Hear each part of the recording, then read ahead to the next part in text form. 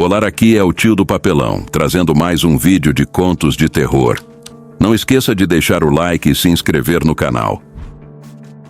Quando meu primo Marcos e eu estávamos com uns 22, 23 anos, a gente costumava fazer umas viagens de acampamento pelo interior de Minas Gerais.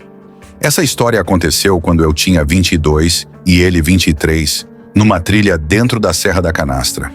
Era a minha primeira vez acampando ali, mas o Marcos já conhecia a área. Como nossos trabalhos eram meio flexíveis, conseguimos tirar uns dias de folga no meio da semana. Sempre preferíamos sair nesses dias para evitar trânsito e muvuca de turista. Nessas viagens, eu deixava o Marcos no comando.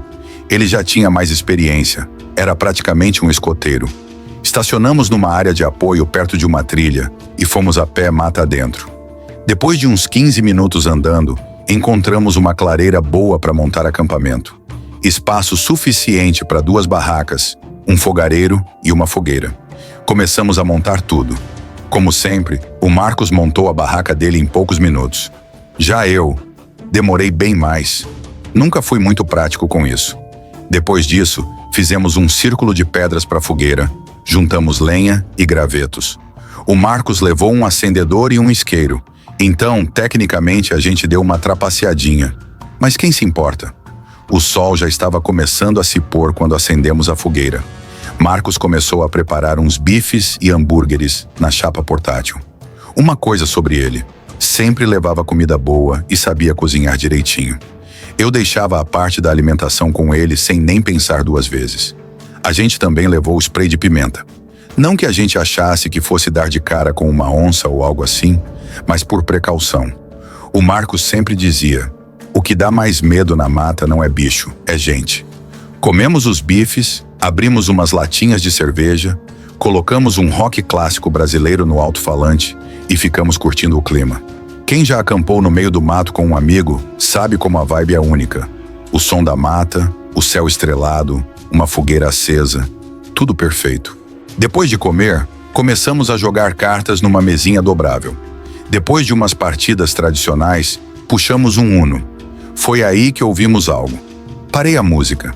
O que a gente escutou parecia alguém cantarolando e andando ali perto, entre as árvores. Dava para ouvir passos leves, mas claros. O Marcos mandou eu pegar a lanterna.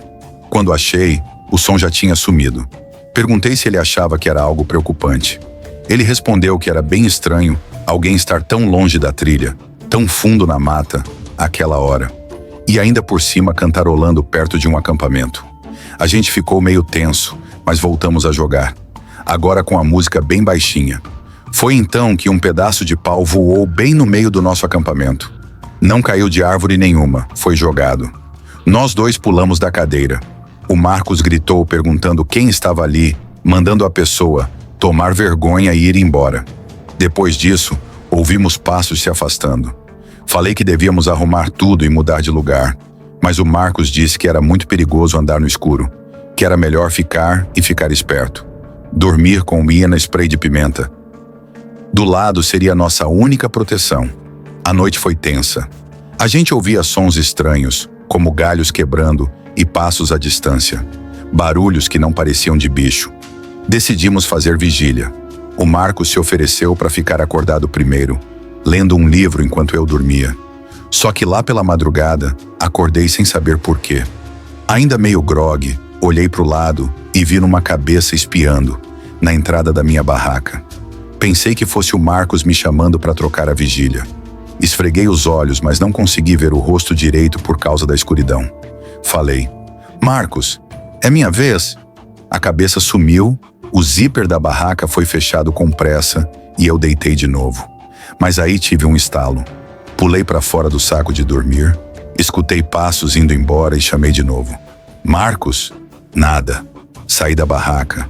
A fogueira já estava apagada e o Marcos não estava lá. Fui até a barraca dele, abri e ele estava dormindo profundamente. Quase gelei por completo. Sacudi ele até acordar, dizendo que tinha alguém no acampamento. Ele levantou assustado, pegou o spray e pediu desculpa por ter cochilado. Disse para eu dormir com ele na barraca dele, mas eu precisava buscar meu saco de dormir primeiro. Fui pegar e, enquanto estava na minha barraca, ouvi aquele maldito cantarolando de novo, dessa vez mais perto. Corri de volta com o saco e o Marcos só disse: "Eu também ouvi." Entramos na barraca e fechamos o zíper com força, cada um com seu spray do lado. Naquele momento, juro que eu queria que um urso de verdade aparecesse. Seria melhor do que alguém rondando a gente daquele jeito. Passaram-se 3 longas horas com o som da floresta ao redor e o medo de que, a qualquer momento, alguém voltasse. Sinceramente, quando meus amigos e eu alugamos uma casa de praia na Bahia, eu nunca poderia imaginar como as coisas terminariam. Éramos 4, apertados em um carro, dirigindo até lá. A casa ficava literalmente de frente para o mar. De um lado da estrada, a baía. Do outro, o quintal dava direto na areia. Havia algumas mansões espalhadas por ali, mas a nossa era uma daquelas mais simples, modestas. Ainda assim, tinha 4 quartos, um para cada um de nós. Enquanto descarregávamos o carro, percebi o quanto a rua era isolada. Nenhum carro passou o tempo todo. O interior da casa era ok, limpo, organizado e com uma decoração toda temática de praia. Tinha até uma prancha decorativa encostada na parede atrás da TV. A sala dava para um deck que, por sua vez, dava para a praia. A vista era inacreditável. Assim que terminamos de guardar tudo, descemos direto para a areia. Entramos no mar, jogamos bola, rimos. Ficamos ali por horas. Não vimos ninguém, só um casal mais velho andando na praia. Saímos para jantar e depois passamos em uns bares da cidade. Já era noite quando voltamos de Uber. Mesmo meio bêbados, Antônio e eu decidimos ir jogar futebol na areia, só para relaxar. Enquanto eu corria atrás da bola, percebi algo estranho na água. A luz da lua refletia no mar, e foi assim que consegui ver. Alguém estava parado ali, com água até a cintura. Que é aquilo?" Perguntei alto. José e os outros olharam também. Todos viram. Era alguém. Achei esquisito, quase meia-noite, mas talvez fosse só um morador nadando tarde da noite. Deixamos para lá, sentamos no deck e ficamos tomando cerveja. Aos poucos, cada um foi indo dormir. Só restamos eu e Antônio ali fora. Por curiosidade, olhei de novo para o mar. Agora a pessoa não estava mais lá, mas notei alguém parado na areia, bem na direção da nossa casa. Não fazia nada, só estava parado, olhando, meio esquisito. Antônio também percebeu. Ficamos observando. Eu até gritei: "Tá tudo bem aí?" Mas ninguém respondeu. Aquele silêncio nos deu calafrios. Entramos.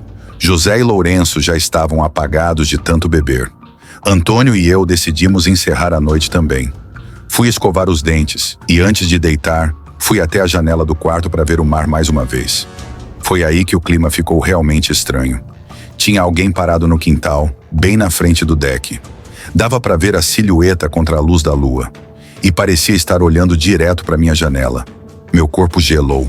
Chamei por Antônio, mas ele não respondeu. Corri até o quarto dele e o trouxe até minha janela. Quando olhamos de novo, a pessoa tinha sumido. Jurei que vi alguém ali e ele acreditou. Não tivemos coragem de sair para verificar. Fechei as persianas e tentei dormir, mas não consegui. Tinha uma sensação esquisita, como se ainda houvesse alguém ali fora. Foi então que ouvi batidas na minha janela. Meu sangue gelou. Primeiro uma pancada, depois outra, mais fraca. Não tive coragem de levantar a persiana. Pensei em gritar, mas me contive. Em vez disso, corri para a sala, gritando para os outros acordarem. Todos saíram dos quartos. Corremos para o deck, ligamos as luzes. Nada. Fomos até a frente e os lados da casa. Também nada. Na manhã seguinte, Antônio e eu batemos nas portas dos vizinhos mais próximos. Um deles contou que, uma semana antes, alguém bateu na porta dele de madrugada. Quando ele perguntou quem era, ninguém respondeu. Só continuaram batendo. Ele não abriu. Nunca saberemos se foi a mesma pessoa. No último dia, passamos o tempo na praia e nos bares da região. À noite, nada aconteceu. Partimos no dia seguinte. Mas até hoje, ainda me pergunto o que eu teria visto se tivesse levantado a persiana naquela noite. Eu tinha apenas 9 anos. Era uma daquelas noites estranhas, silenciosas demais. Minha mãe tinha saído para fazer compras e deixou bem claro: se alguém bater ou tocar, não abra a porta por nada. Normal, eu já estava acostumado. Estava jogando Metroid Prime no meu quarto, no velho GameCube, completamente imerso naquele universo escuro e isolado. Quando o telefone da casa começou a tocar lá embaixo, meu coração deu um leve pulo. Corri para atender.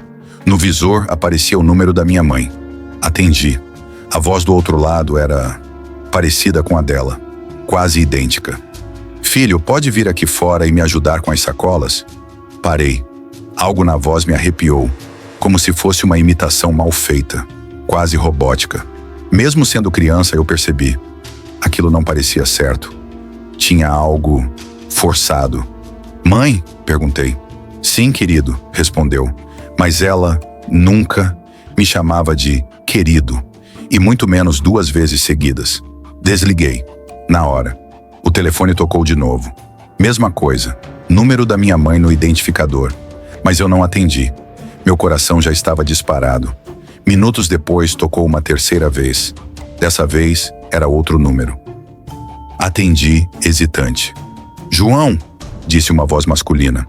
Eu sei que isso parece estranho, mas... é o seu pai. Estou aqui fora. Preciso te contar uma coisa. Fiquei paralisado. Meu pai morreu quando eu tinha 3 anos. Eu nem lembrava da voz dele. Aquilo foi como um soco no estômago. Desliguei na hora, sem dizer nada. O telefone tocou de novo. E de novo. Ignorei todos. A essa altura, meu estômago estava embrulhado e o medo parecia uma coisa viva dentro da casa. Alguém estava com o celular da minha mãe. Alguém sabia meu nome. E então, vieram as batidas na porta. 3 toques fortes. Silêncio. E depois uma voz abafada. João, sou eu, seu pai. Fui até a cozinha, me esgueirando pela parede, e espiei pela beirada.